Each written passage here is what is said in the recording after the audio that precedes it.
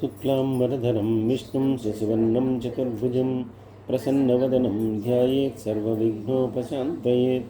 అగజానన పద్మార్కం గజాననమహర్నిశం అనేకదంతం భక్తానాం ఏకదంతముపాస్మహే. శాంతాకారం భుజగశయనం పద్మనాభం సురేశం విశ్వాకారం గగనసదృశం మేఘవర్ణం శుభాంగం లక్ష్మీకాంతం కమలనయనం యోగివృద్ధ్యానగమ్యం వందే విష్ణుం భవభయహరం సర్వలోకైకనాథం. గురుర్బ్రహ్మ గురుర్విష్ణు గురుర్దేవో మహేశ్వరః గురుర్సాక్షాత్ పరం బ్రహ్మ తస్మై శ్రీ గురవే నమః. ఈ ప్రేరణకు కారణమైనటువంటి గురుదేవులు బ్రహ్మశ్రీ చాగంటి కోటేశ్వరరావు గారి పాదపద్మాలకు సౌక్తపూర్వకంగా నమస్కరిస్తున్నాను.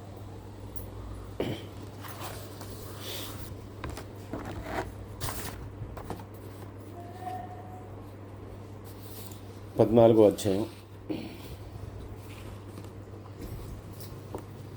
ఇదంతా కూడా దిలీప చక్రవర్తికి వశిష్ఠ మహర్షి చెప్తూ ఉన్నారు. ఆయన చెప్పిందంతా కూడా సాక్షాత్తు పార్వతీదేవి పరమేశ్వరుడికి చెప్పింది, బ్రహ్మగారి నారదుడికి చెప్పింది, అలాగే కృష్ణమద మహర్షి అనేటటువంటి ఆయన జహ్నమునికి చెప్పింది అని చెప్పి మనకి ముందు అధ్యాయాల్లో చెప్పుకుంటూ వచ్చారు. ఇప్పుడు మళ్ళీ ఆ జహ్నముని అనేటువంటి ఆయన కృష్ణమద మహర్షిని అడుగుతున్నట్ట. మాఘమాస వ్రతాన్ని చేయటం వలన అసలు ఆ వ్రతాన్ని చేయాలి అనేటటువంటి జ్ఞానము కానీ ఇవన్నీ కూడా ఎలా వస్తాయి, అలాగే వ్రతం చేసిన తర్వాత వాళ్ళకి జ్ఞానము మోక్షము అవన్నీ కూడా ఎలా కలుగుతాయి, ఈ సందేహాన్ని తీర్చమని చెప్పి మళ్ళీ ఆ కృష్ణమద మహర్షిని ఈయన అడిగట. అంటే అసలు చేయాలనేటటువంటి జ్ఞానం ఎలా వస్తుంది, మాఘమాస వ్రతాన్ని చేయాలనేటువంటి జ్ఞానం. సో దాని గురించి చెప్తూ ఈ మాఘమాస వ్రతాన్ని చేయటం వల్ల ఇహలోకంలోనూ పరలోకంలోనూ సౌఖ్యములన్నింటినీ కూడా ప్రతి ప్రాణి కూడా అనుభవిస్తాడు. అలాగే వాడి కష్టాలన్నీ కూడా తిరుగుతాయి. అలాగే హరికి ప్రీతికరమైనటువంటి వ్రతముల్ని ఆచరించేటటువంటి జ్ఞానము సత్కర్మలను ఎవరైతే ఆచరిస్తూ ఉంటారో అటువంటి వారి యొక్క మనస్సునందు కలుగుతుంది. కాబట్టి సత్కర్మానుష్ఠానం అనేటటువంటిది చాలా ముఖ్యమైనటువంటిది. ఆ సత్కర్మానుష్ఠాన పరులు ఎవరైతే ఉంటారో వారి మనసులో ఇటువంటి ఒక ఆలోచన వస్తుంది. ఆలోచన వాళ్ళని శ్రీహరిని పూజించేట్టుగాను, అలాగే మాఘమాస వ్రతాన్ని చేసేటట్టుగాను, వారి పాపాలను ప్రక్షాళన చేసుకునేలాగా చేస్తుంది. అలాగే దానికి సంబంధించినటువంటి కథను ఒకదాన్ని చెప్తాను విను అని చెప్తూ ఉన్నారు. గంగా తీరంలో ఒక వేదాంగాలు చదువుకున్నటువంటి ఒక బ్రాహ్మణుడు ఉండేవాట. ఈయన చాలా ఉత్తముడు, ఆచారాలన్నీ కూడా పాటించేటటువంటి వాడు, నీతి దయ జ్ఞానం అన్నిటి ఉన్నటువంటి వాడు. అనేక మంది శిష్య ప్రశిష్యులకి ఆయన చక్కగా వేదాంగాలన్నింటినీ కూడా నేర్పుతూ ఉన్నాడు. ఈయన భార్య కూడా చాలా ఉత్తమురాలు. ఆవిడ కూడా ఈయన్ని అనుసరిస్తూ ఉండేది. చక్కగా ఆ శిష్యులందరికీ వాళ్ళకి చక్కగా భోజనాలు అవి ఏర్పాటు చేయటం, ఆ గురుకులాన్ని చక్కగా నిర్వహించడం, ఇవన్నీ కూడా ఆవిడ చేస్తూ ఉండేది.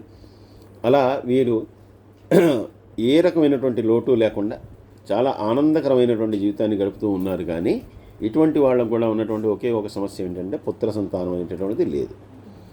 కాబట్టి అదొక్కటి వీళ్ళకి విచారం. ఆ శిష్యుల్లోనే వీళ్ళు పిల్లలను చూసుకుంటూ ఉండేవాళ్ళు. అయినా కూడా సొంతగా పిల్లలు లేరు అనేటటువంటి బాధ మాత్రం ఎక్కువగా ఉండేది. అది ఎక్కువగా ఆవిడికి, భార్యకి ఎక్కువగా ఉండేది. ఒకనాడు ఆవిడ ఎందుకో మనకి పిల్లలు కలగట్లేదు, అందుకని అసలు మన వంశానికి ఏమీ సద్గతులు కలవు కదా, ఎందుకంటే ముందు మీరు కానీ మీ పితృదేవతలు కానీ ఎవరు కూడా ఉద్ధరింపబడరు కదా సంతానం అనేటటువంటిది లేకపోతే. శాస్త్రం అనేది అదే చెప్తుంది కదా. రోజు కూడా మీరు శాస్త్రాల్లో అవే చెప్తుంటారు. వేదాంగాలు చెప్పేటప్పుడు అవే విషయాలన్నీ కూడా ప్రస్తావిస్తూ ఉంటారు. కాబట్టి మనకు అసలు సంతానం లేకపోవడానికి కారణం ఏంటి? మనం ఏదైనా పాపం చేసామా, లేదు మనం ఈ జన్మలో చేయవలసినటువంటి దాంట్లో ఏదైనా చేయట్లేదా? ఇదంతా కూడా నాకు అనుమానంగా ఉంది. ఇన్ని చదువుకున్న వాళ్ళు కాబట్టి మీరు దీనికి ఏదైనా సమాధానం చెప్పండి, లేదంటే కనుక ఏదైనా మీరు చెయ్యండి అని చెప్పి ఈయన చెప్పిందిట. అప్పుడు ఈ బ్రాహ్మణుడు ఏవైతే శాస్త్రాల్లో చెప్పబడ్డాయో అవన్నీ కూడా నేను చేస్తూనే ఉన్నాను. అలాగే ప్రయత్నపూర్వకంగా మనం ఆ శాస్త్రాన్ని అనుసరించి చేయవలసినటువంటి పూజలు కానీ, వ్రతాలు కానీ, నిష్టలు కానీ అన్నీ కూడా చేసాం. అలాగే నియమాలన్నీ కూడా పాటిస్తూ ఉన్నాం. అయినా కూడా ఎందుకో మనకి పుత్ర సంతానం అనేటటువంటిది లేదు. కాబట్టి నేను ఒక పని చేస్తాను ఇక చిట్ట చివరిగా. ఎలా అయితే మృకండ మహర్షి తపస్సు చేసి తన యొక్క కోరికను తీర్చుకున్నాడో ఆ పరమేశ్వరుని మెప్పించి, అలాగే నేను కూడా ఆ పుత్రుని కోసం, ఉత్తమమైనటువంటి పుత్రుని కోసం నేను కూడా తపస్సు చేస్తాను కొన్ని సంవత్సరాల పాటు నువ్వు జాగ్రత్తగా ఉండు, నేను తపస్సు చేసుకుంటానని చెప్పి ఈయన వెళ్ళిపోయాడు. వెళ్ళిపోయినటువంటి వాడు ఒక ఏకాంత ప్రదేశంలో కూర్చుని అష్టాక్షరి మంత్రాన్ని జపిస్తూ శ్రీహరిని ధ్యానిస్తూ ఈయన తపస్సు చేసుకోవడం మొదలుపెట్టాడు. ఇలా చాలా కాలం, చాలా సంవత్సరాలు తపస్సు చేశాడు. తపస్సు చేసిన తర్వాత ఆయనకి చక్కగా చతుర్భుజముల్లో కూడా ఆయుధములను పట్టుకున్నటువంటి ఆ శ్రీ మహావిష్ణువు గరుడ వాహనుడై ఆయన కోటి సూర్యకాంతులతో వచ్చి ఆయన ముందర నుంచుని ఉన్నట్ట. అయినా కూడా ఈయన తపో నిష్టలో ఉండటం వల్ల కళ్ళు తెరవట్లేదు, చూడట్లేదు, ఇంకా అష్టాక్షరి మంత్రాన్ని జపిస్తూనే ఉన్నాడు. అటువంటి వాడిని చూసి, ఏమయ్యా నువ్వు చేసినటువంటి తపస్సుకి కానీ నీ యొక్క భక్తికి కానీ వీటన్నిటికీ కూడా నేను చాలా ప్రీతి చెందానయ్యా, కాబట్టి నీకు ఏదైనా ఒక వరాన్ని అనుగ్రహించుదామని చెప్పి వచ్చాను, కాబట్టి నీకేం కావాలో కోరుకో అని చెప్పి అన్నట్ట. ఈయన ఇలా మాట్లాడినా కూడా అప్పటికి కూడా కళ్ళు తెరవకుండా ఆయన ఆ నిష్టలోనే ఉండిపోయాట. సరే, మెల్లగా ఆయన్ని బాహ్య ప్రపంచంలోకి తేవడానికి కాసేపు పట్టింది. ఆయన బాహ్య ప్రపంచంలోకి వచ్చి వెంటనే ఎప్పుడైతే తన యొక్క ఎదురుకుండా శ్రీహరి ఉన్నాడో వెంటనే ఆనందపరవశుడే ఆయన ఒక విష్ణు స్తుతి చేశాట. అదేంటంటే, నమస్తే దేవదేవేశ, నమస్తే భక్తవత్సల, నమస్తే కరుణాంశే, నమస్తే నంత విక్రమ, గోవిందాయ సురేశాయ అచ్యుతాయ వ్యయాచ, కృష్ణాయ వాసుదేవాయ సర్వాధ్యక్షాయ సాక్షిణే, లోకస్థాయ హృదిస్థాయ అక్షరాయాత్మనే నమః, అనంతాయది బీజాయ ఆధ్యాయాఖిల రూపిణే, యజ్ఞాయ యజ్ఞపతయే మాధవాయ మురారయే, జలస్థాయ స్థలస్థాయ సర్వాగాయ మలాత్మనే, సచ్చిద్రూపాయ సౌమ్యాయ సమస్సర్వాఘనాశినే నమః, కాలాయ కలయే కామితార్థప్రదాయ చ, నమోదాంతాయ శాంతాయ విష్ణవే జిష్ణవే నమః, విశ్వేశాయ విశాలాయ వేదసే విశ్వవాసినే, సురాధ్యక్షాయ సిద్ధాయ శ్రీధరాయ నమో నమః, ఋషికేశాయ ధైర్యాయ నమస్తే మోక్షదాయినే, పురుషోత్తమాయ పుణ్యాయ పద్మనాభాయ భాస్వతే, అగ్రేసరాయ తూలాయ అగ్రేసరాయాత్మనే నమః, జనార్దనాయ జైత్రాయ జితామిత్రాయ జీవినే, వేదవేద్యాయ విశ్వాయ నారసింహాయ తే నమః, జ్ఞాయాయ జ్ఞానరూపాయ జ్ఞానదాయాఖిలాత్మనే, దురంధరాయుద్ధరధ్యాయ ధరాధారాయ తే నమః, నారాయణాయ శర్వాయ రాక్షస నీకవైరినే, గుహ్యాయ గుహ్యపతయే గురవే గుణధారిణే, కారుణ్యాయ శరణ్యాయ కాంతాయ మృతమూర్తయే, కేశవాయ నమస్తేస్తు నమో దామోదరాయ చ, సంకర్షణాయ శర్వాయ నమస్త్రై లోక్యపాలినే, భక్తప్రియాయ హరయే నమస్సర్వార్తి నాశినే, నానాభేద విభేదాయ నానారూపధరాయ చ, నమస్తే భగవాన్ విష్ణు పాహి మాం కరుణాకరా అనేటటువంటి దాన్ని ఈయన బ్రాహ్మణుడు అసువుగా అప్పటికప్పుడు నోటికి వచ్చినటువంటి దాన్ని అంతా కూడా ఈయన చదివేట. ఈ స్తోత్రాన్ని ఎందుకు చదివానంటే, ఇది చదవటం అనేటటువంటిది శ్రేయస్కరము, చాలా మంచిది మాఘమాసంలో అని చెప్పారు. మీకు కూడా నేను ఇది ఫోటో తీసి పెడతాను, ఒప్పుకున్న వాళ్ళు ఈ స్తోత్రాన్ని చదవండి.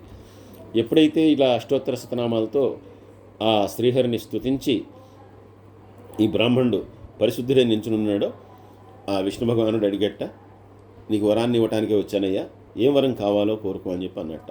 అంటే ఆయన, నాకేం వద్దు స్వామి, నీ పాదాల యందు నిరంతరం కూడా నాకు భక్తి ప్రపత్తులు అలాగే ఉండేట్టు నాకు వరం ఇవ్వు, అంతకంటే నాకేం అక్కర్లేదు.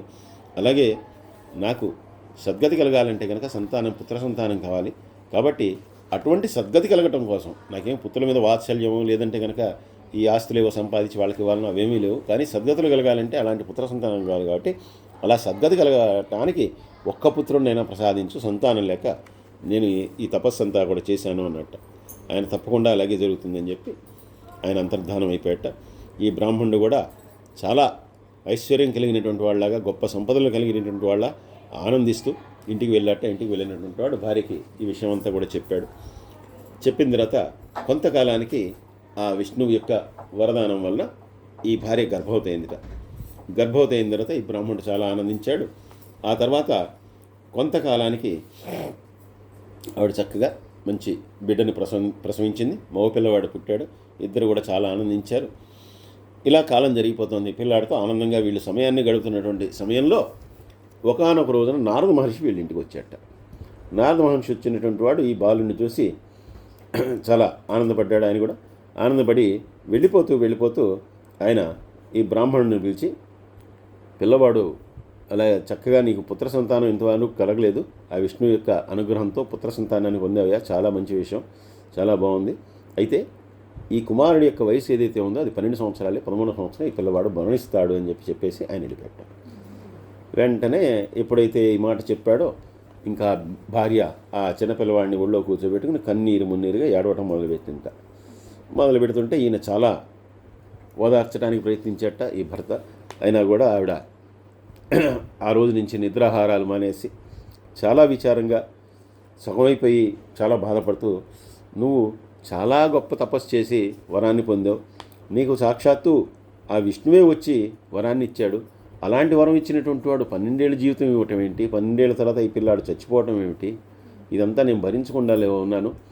అసలు వరం ఇవ్వకపోయినా బాగుండేది, పిల్లాడు పుట్టకపోయినా బాగుండేది, పుట్టినటువంటి వాడు 12 ఏళ్ళకి కనుక మన కళ్ళ ముందరే చనిపోతే కనుక దానికంటే ఘోరం ఏదైనా ఉంటుంది, ఆ శోకాన్ని నేను భరించలేను అని చెప్పి ఆవిడ చాలా బాధతో ఏడుస్తూ ఉంటే ఈయన, ఇప్పటికే నేను చాలాసార్లు ఓదార్చాను, అయినా నువ్వు దుఃఖించుకొని దుఃఖానికి తగిన కారణం ఉందని చెప్పి నేను అనుకుంటున్నాను. కారణం ఉంది, అయినా కూడా మృత్యు అనేటటువంటిది ఎవరికైనా తప్పనిది, నువ్వైనా నేనైనా ఒకనాడు పోవాల్సిందే, కాబట్టి ఆ పిల్లవాడికి కూడా అంతే ఆయుష్ ఇచ్చాడేమో అని చెప్పి ఆయన మనకి భగవద్గీతలో చెప్పినట్టుగా అశోచ్యానన్వశోచత్వం ప్రజ్ఞావాదాంశ భాషసే గతాసోన గతాసంశ నాను శోచంతి పండితాహ అన్నట్టుగా మనం ఎప్పుడూ కూడా గతాన్ని తెలుసుకుని కానీ భవిష్యత్తులో ఇలా జరగబోతోందని కానీ తలుచుకుని బాధపడటం అనేటటువంటిది అనవసరం. ఎలా జరగవలసి ఉన్నదో అలా జరుగుతుంది కాబట్టి ఎవరికైనా మృత్యువు తప్పదు. ఈ పిల్లవాడికి అంతే ఆయుష్ అనుకో, అందువల్ల నువ్వు అనవసరంగా శోకించి దుఃఖించి ఇలా ఏం ఉపయోగం లేదు. ఎందుకంటే నీ దుఃఖం వల్ల పిల్లాడి యొక్క ఆయుష్ పెరగదు, నీ ఆరోగ్యమే క్షీణిస్తుంది, కాబట్టి ఇలా చేయొద్దు అని చెప్పి అన్న తర్వాత కూడా ఆవిడ శోకిస్తూనే ఉందిట. శోకిస్తూ ఉంటే అయినా ఏదైనా సరే కర్మానుసారం వారి యొక్క ఆయుర్దాయం అనేటటువంటిది ఉంటుంది. వాడి కర్మానుసారం అంతే ఆయుర్దాయం ఉందేమో. అయితే సరే, నువ్వు ఇంతగా బాధపడుతున్నావు కాబట్టి నీ దుఃఖాన్ని పోగొట్టడానికి మళ్ళీ నేను తపస్సు చేస్తాను. ఏ భగవానుడి వల్ల అయితే కనుక మనం ఈ పుత్రుని పొందామో అదే విష్ణువుని మళ్ళీ ఆయన అనుగ్రహాన్ని పొంది మళ్ళీ ఈ పిల్లవాడికి వీలైతే కనుక ఆయుర్దాయం పొందేలా చేస్తాను అని చెప్పి మళ్ళీ ఈయన బయలుదేరి వెళ్ళి మరి అదే శ్రీహరి అష్టాక్షరి యొక్క మంత్రాన్ని జపిస్తూ మళ్ళీ ఆయన అదే చోట తపస్సు చేయటం ప్రారంభించాట. సర్వే జనా సుఖినో భవంతు, సమస్తలోకా సుఖినో భవంతు. స్వస్తి.